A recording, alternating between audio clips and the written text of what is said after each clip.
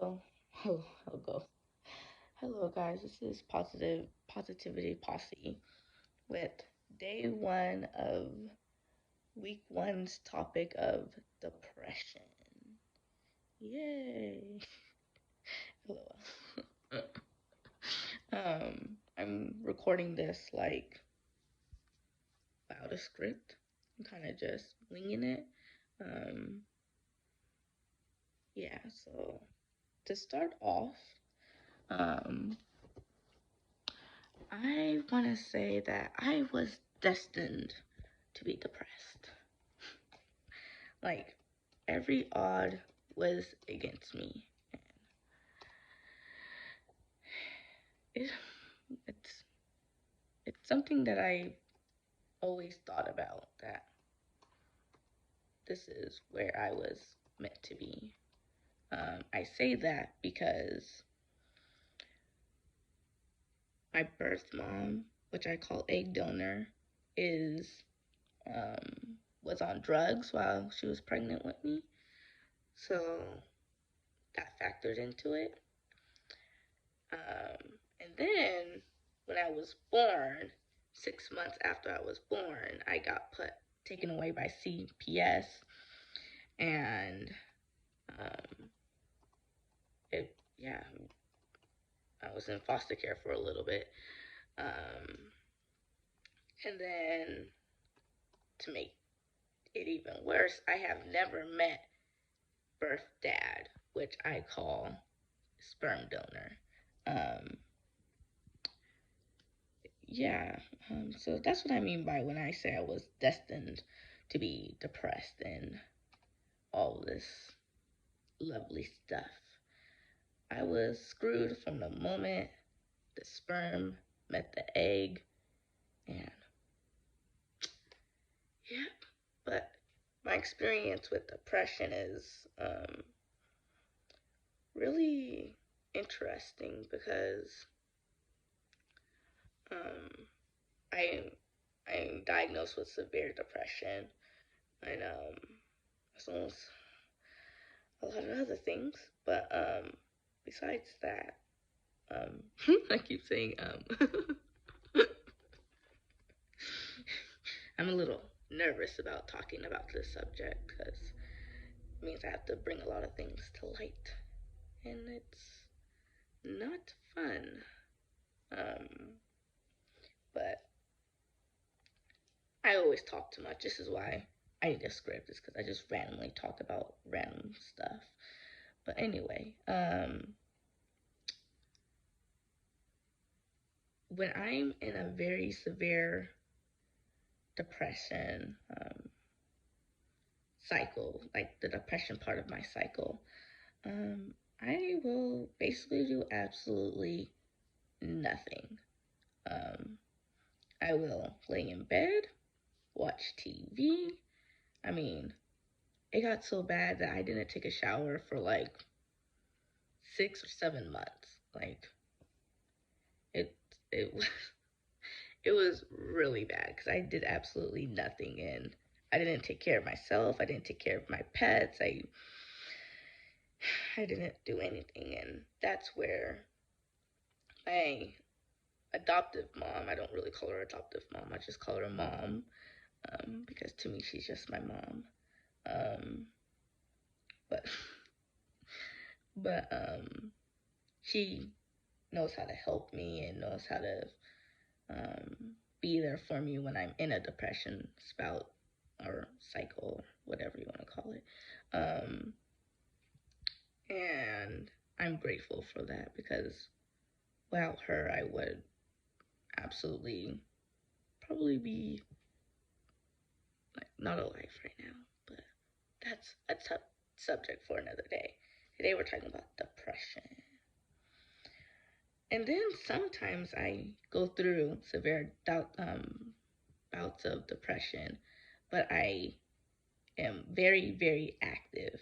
So I would kind of call that a mixed episode, where I'm very, very active, but at the same time, I'm very, very depressed, and I'm like pessimistic, and nothing in the world is awesome. And everything is just stupid, stupid, stupid, stupid, stupid, and yeah. But um, and I find that certain things will trigger my depression to go even like more severe, like change. When things change, I absolutely cannot stand it. I will flip out, and I have flipped out. Um, I moved from California to Missouri about 2.5 years ago, and mm-mm. Within the first week, we had to call the ambulance or 911 to the house because I was flip like just flipping out. And it's not really funny, but at the same time, it's funny to me. Um, it's only funny to me because it's a coping skill, and basically anything that happens to me is funny. But anyway, yeah, depression also leads to other things like suicidal thoughts, self harming, and all this other stuff. And not, it's very, it's very hard if you live with depression, because then it's very hard to do things. Like, my longest job I ever had was 3 months.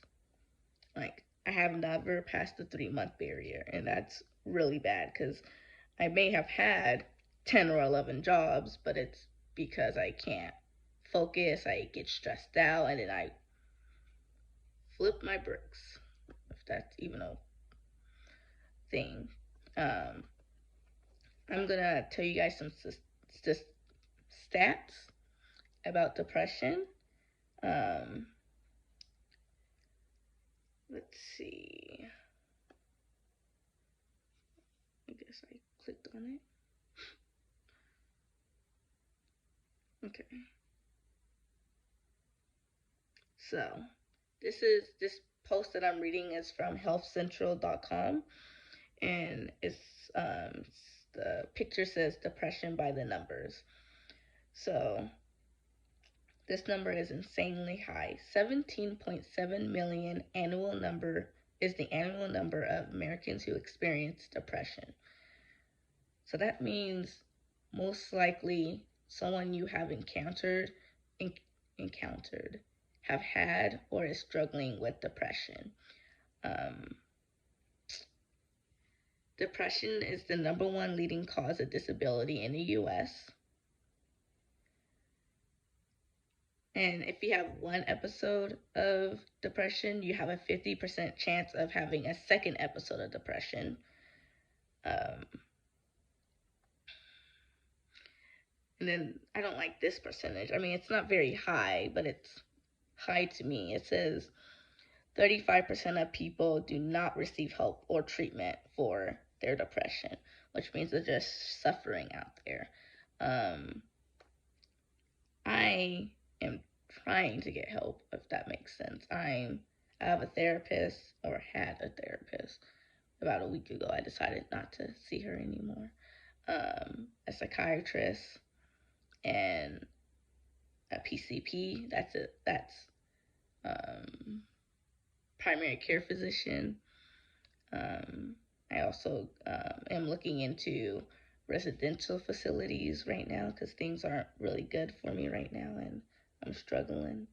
But I think the reason why people don't get help is because of the stigma around mental health, and getting help for depression is seen as weak, or it's all in your head, or you're just getting attention type of crap that isn't true. Um, and I have a feeling that 35 that most of this 35% of people who do not receive treatment is males because of the stigma around them being weak and not strong and being the alpha and all this stupid stuff. But yeah, so that's some statistics on depression. Thank you for listening. it's it's it depression is really really hard. And with COVID happening, it's getting worse because everyone is being isolated, and the, what do you do when you're stuck in your house for 2 weeks because you got COVID, or you have to quarantine, or like at that point, people like people are gunning to get depression and other disorders, and it's just hard. So I'm here to say that if you're struggling with depression, to please go get help. Um, it is important to get help. And I know some people will not support you getting help, but you just got to do it. I know in California, there's a law that says if you're 12 and older, you can receive mental health help without your parents' consent. So I don't know if that's a law in Missouri or anywhere else, but I would strongly advise you getting help and talking to a therapist or a psychiatrist or someone to help you. You don't have to go through this alone.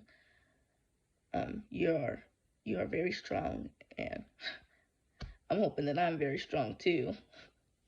But don't give up. There's ways out there that can help you. Many, many ways, whether it's the USA, Canada, um, what is it?